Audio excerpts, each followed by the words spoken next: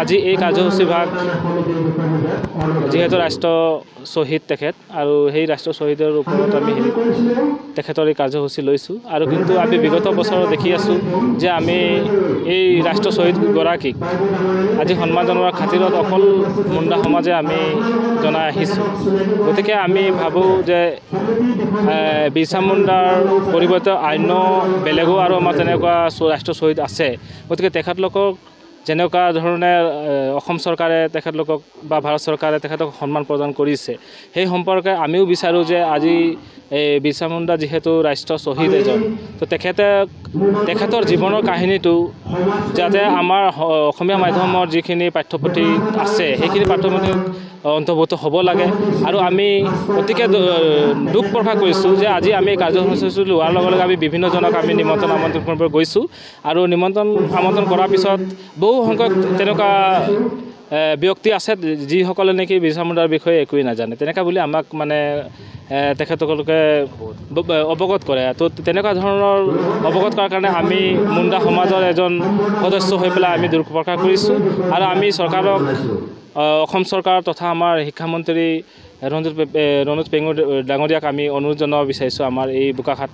আঞ্চলিক সমিতিৰ তৰফৰ পৰা যে আমাৰ এই যিজন শ্বহীদ ৰাষ্ট্ৰ শ্বহীদ তেখেতৰ যিটো জীৱন কাহিনী আছে সেই কাহিনীটো যাতে আমি এই আগন্তুক আমাৰ অসমীয়া মাধ্যমৰ পাঠ্যপুথিত যাতে তেখেতলোকে অন্তৰ্ভুক্ত কৰে আৰু অন্তৰ্ভুক্ত কৰাৰ পিছত আমি অনুভৱ কৰিব পাৰিছোঁ যে তেখেতলোকে এই অন্তৰ্ভুক্ত কৰাৰ পিছত আমাৰ বহুত ৰাইজে তেখেতৰ বিষয়ে জানিব আৰু আজি আমি যি কাৰ্যসূচী লৈছোঁ ইতিমধ্যে 124 সংখ্যক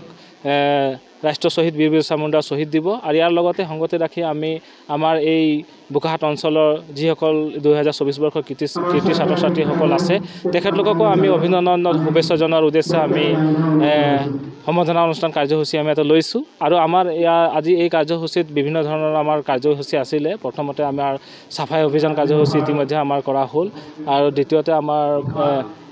পতাকা উত্তোলন কাৰ্যসূচী স্মৃতি তৰ্পণ পুষ্পাঞ্জলি অৰ্পণ আৰু ইয়াৰ পিছতে বৃক্ষৰোপণ কাৰ্যসূচী আমি ইতিমধ্যে আজি কাৰ্যসূচী ভাগত কৰিছোঁ আৰু এতিয়া আমি এই সভাৰ জৰিয়তে আমাৰ মুকলি সভা আৰম্ভ হৈছে আৰু মুকলি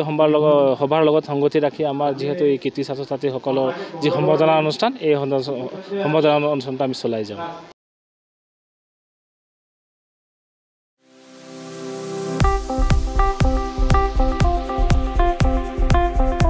আপোনাৰ ঘৰখন আৰু অফিচ চালে চকুৰুৱাকৈ সজাওক আজি আহক সকলো ধৰণৰ অত্যাধুনিক ফাৰ্নিচাৰৰ বাবে সিটি ফাৰ্নিচাৰ 6 মাইল গুৱাহাটী আমাৰ ঠিকনা 6 মাইল পাঞ্জাবাৰী ৰোড পুৰবিতাৰীৰ সন্মুখত গুৱাহাটী আমাৰ যোগাযোগ নম্বৰ 9435013969